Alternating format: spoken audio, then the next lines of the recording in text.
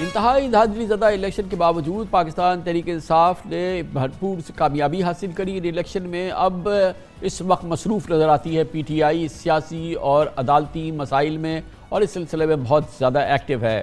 شکر ہے کچھ آثار نظر آ رہے ہیں کہ پی ٹی آئی کو کچھ قانونی ریلیف کہیں کہیں نظر آ رہا ہے اور پارٹی کے گوشہ نشین یا روپوش رہنما آہستہ آہستہ منظر عام پہ آ رہے ہیں۔ بادیوں نظر میں ان کو پشاور ہائی کورٹ سے 9 مئی سمیت دیگر کیسز میں ضمانتیں ملنے کا تاثر سامنے آیا ہے۔ پی ٹی آئی کے نامزد وزیر اعظم عمر ایوب خان کو 24 مقدمات میں ضمانت ملی، جبکہ نامزد وزیر اعلیٰ کے پی علی امین گنڈاپور کو 26 مقدمات میں ضمانت ملی۔ سابق اسپیکر قومی اسمبلی اسد قیصر نے مہینوں بعد اعلانیہ پارٹی کی سیاسی سرگرمیوں کا آغاز کیا ہے۔ آج پنجاب کے نامزد وزیر اعلیٰ میاں اسلم اقبال اور کل سینیٹر فیصل جاوید خان عبوری ضمانت ملنے کے بعد منظر عام پہ آئے۔ میاں اسلم اقبال کو 18 مقدمات میں عارضی ریلیف ملا ہے۔ الیکشن کے بعد سے آج تک سینیٹر شبلی فراز، شہرام ترکی، عاطف خان، حلیم عادل شیخ، کامران بنگش سمیت پی ٹی آئی کے متعدد رہنماؤں کو ضمانت مل چکی ہے یا ان کی ضمانتوں میں توسیع ہوئی ہے۔ عدالت نے ضمانتوں کی مقررہ میعاد تک پی ٹی آئی کے رہنماؤں کو گرفتار نہ کرنے کا حکم دیا ہے، جبکہ غیر معمولی بات ہے کہ نگراں حکومت عدالتی احکامات کو چیلنج نہیں کر رہی ہے۔ تاہم یہ حقیقت ہے کہ کریک ڈاؤن اور قید و بند کی صوتوں نے پی ٹی آئی کے رہنماؤں کا حلیہ بدل کے رکھ دیا ہے۔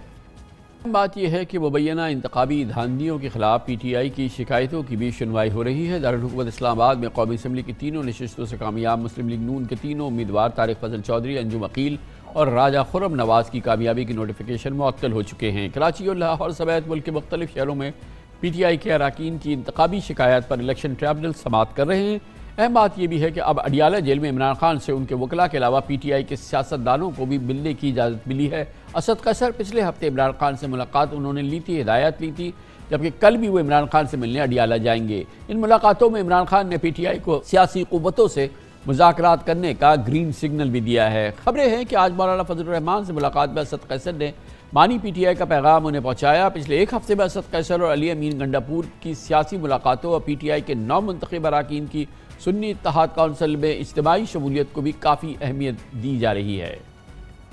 آثار بھی نظر آئے ہیں کہ اب اداروں نے بھی پی ٹی آئی کی سیاسی حیثیت اور عوامی مقبولیت کو تسلیم کرنا شروع کیا ہے اور وہ اس کے لیے ایک جائزہ یا ایک سپیس بنا رہے ہیں، کیونکہ تحریک انصاف ملک کی سب سے بڑی انفرادی پارلیمانی قوت ہے۔ اس کے بانی چیئرمین عمران خان اور وائس چیئرمین مخدوم شاہ محمود قریشی کے علاوہ پی ٹی آئی کا کوئی رہنما تاحال سزا یافتہ نہیں ہے۔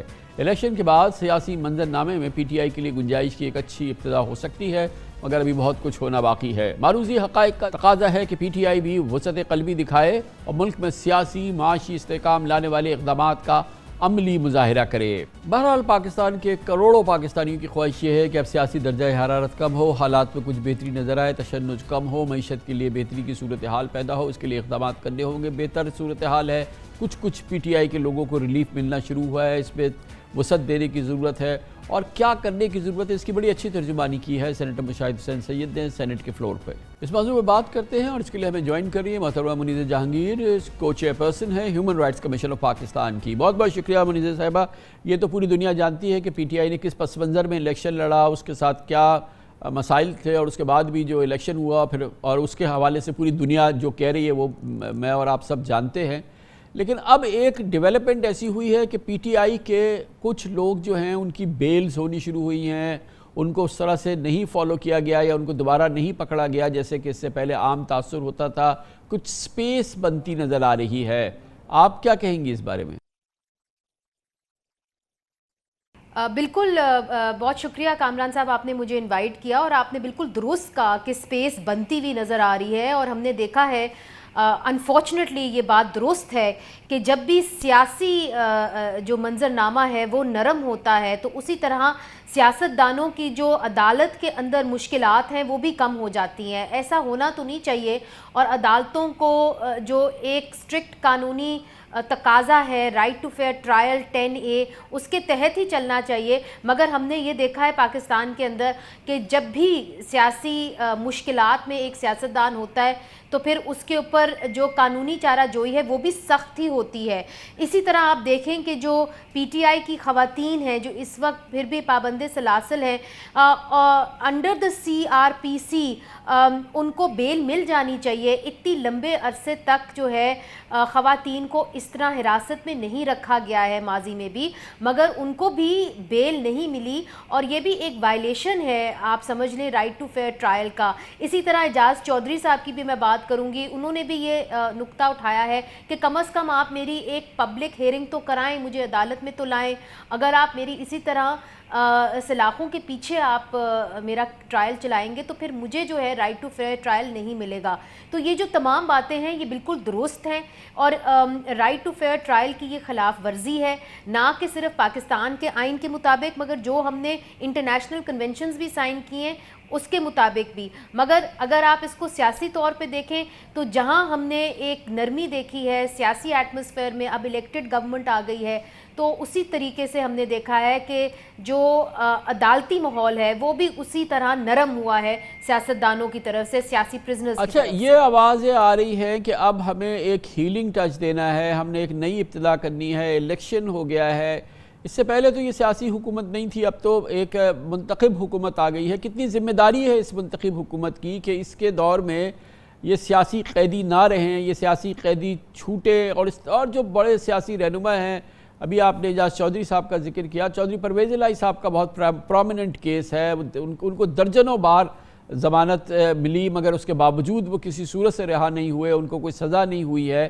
تو یہ اب جو آنے والی حکومت ہے اس کی کتنی ذمہ داری ہے کہ وہ جو سیاسی آزادی ہے اور جو کہنے کی آزادی ہے اور جو تمام سیاسی جماعتوں کو باقاعدہ پرفارم کرنے کی یا اپنا کام کرنے کی آزادی ہے، یہ اس کی کتنی بڑی ذمہ داری ہے مریم نواز صاحبہ کی، شہباز شریف صاحب کی؟ دیکھیے یہ بہت بڑی ذمہ داری ہے کامران صاحب۔ اگر آپ کو یاد ہو کہ جب پاکستان پیپلز پارٹی نے جنرل مشرف سے جو ہے حکومت لی تھی اور یہاں پہ جمہوریت آئی تھی، تو پہلی تقریر جب یوسف رضا گیلانی صاحب نے نیشنل اسمبلی میں کی تھی تو انہوں نے کہا تھا کہ پاکستان پیپلز پارٹی تمام جو سیاسی قیدی ہیں ان کو رہا کرتے ہیں، اور اس بات کو بڑا سراہا گیا تھا اور اس کو دیکھا گیا تھا کہ یہ ایک شناخت بنائی گئی تھی کہ جو جمہوری لوگ ہوتے ہیں وہ سب سے پہلے آ کے سیاسی قیدیوں کو رہا کرتے ہیں۔ اب سوال یہ ہے کہ یہ سیاسی قیدی اس حکومت کے نہیں ہیں، یہ سیاسی قیدی ہیں ریاست کے، چونکہ 9 مئی کے ان کے اوپر الزامات ہیں۔ تو کیا the buck stops with the politicians؟ یہ ایک بہت بڑا سوال ہے۔ اور دوسری طرف آپ یہ بھی دیکھیے کہ ہم کیوں خیبر پختونخوا اور بلوچستان کو نظر انداز کر دیتے ہیں۔ جو قوم پرست جماعتیں ہیں وہ یکجا ہو گئی ہیں بلوچستان میں، اور وہ یہ کہہ رہی ہیں کہ یہاں پہ جو رگنگ ہوئی ہے اس کی بھی تحقیقات کرنی ہوگی، چونکہ مت بھولیے گا کہ اختر مینگل، محمود خان اچکزئی صاحب، یہاں تک کہ مالک بلوچ صاحب، یہ سب جو ہے حکومت کر چکے ہیں پاکستان مسلم لیگ نون کے ساتھ، تو ان کی ایک اچھی ورکنگ ریلیشن شپ بھی رہ چکی ہے۔ تو اس لیے یہ توقع کی جا رہی ہے کہ مسلم لیگ نون کم از کم جو ہے ان کی بات سنے گی یا ایک طرح سے ان کی شکایت کا ازالہ ضرور کرے گی۔ اب کیا ان کو وہ سپیس ملتی ہے کہ نہیں ملتی، یہ ایک بہت بڑا سوالیہ نشان ہے۔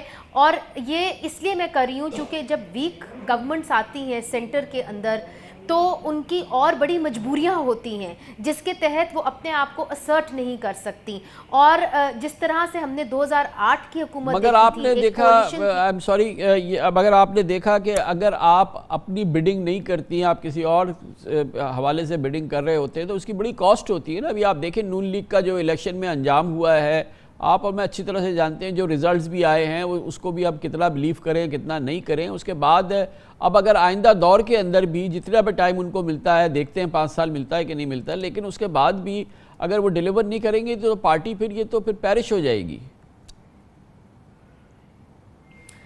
کامران صاحب، آپ نے تو جو ہے سیاست کے اوپر زیادہ لمبا عرصہ آپ نے رپورٹ کیا ہے، مگر جس طریقے سے یہاں پہ سیاستدانوں کو لایا جاتا ہے ہاتھ باندھ کے پاؤں باندھ کے، تو کیسے کوئی بھی سیاستدان اس ماحول کے اندر ڈیلیور کر سکتا ہے؟ ان کے سامنے ایک سخت اپوزیشن کھڑی کر دی جاتی ہے، ان کو ایک ویک گورنمنٹ تھما دی جاتی ہے۔ تو میں یہ سمجھتی ہوں کہ پاکستان کے اندر سیاست کرنا بہت مشکل کام ہے، اور پاکستان کے اندر ڈیلیور کرنا اس سے بھی زیادہ مشکل کام ہے۔ جب تک آپ سیاستدانوں کو وہ स्पेस नहीं देंगे जिसके तहत वो अपना काम कर सकें या अपना लोहा मनवा सकें, तो पाकिस्तान कैसे फिर तरक्की करेगा? ये बहुत बड़ा सवाल है। आप देखिए कि हम यहाँ पे मईशत की बात करते हैं, मगर क्या जिन्होंने भी इंटरनेट बंद किया, क्या उन्होंने ये नहीं सोचा कि मईशत को कितना बड़ा धचका होगा? फिर यहाँ के जो IT मिनिस्टर थे वो ये कह रहे थे कि हमारी जो IT इंडस्ट्री है वो टेक ऑफ कर रही है, और वो एक्स के ऊपर अपना पोस्ट कर रहे थे VPN इस्तेमाल करके, जबकि पूरे मुल्क के अंदर एक्स जो है वो सस्पेंडेड था।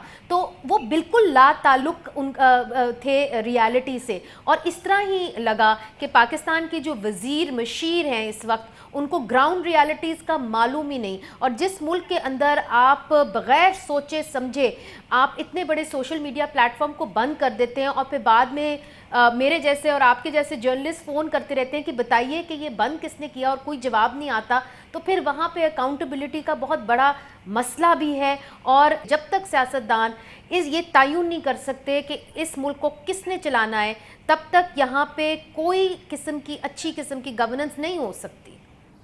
बहुत बहुत शुक्रिया मुनीज़ जहांगीर हमारे साथ मौजूद थी, को chairperson human rights commission of Pakistan.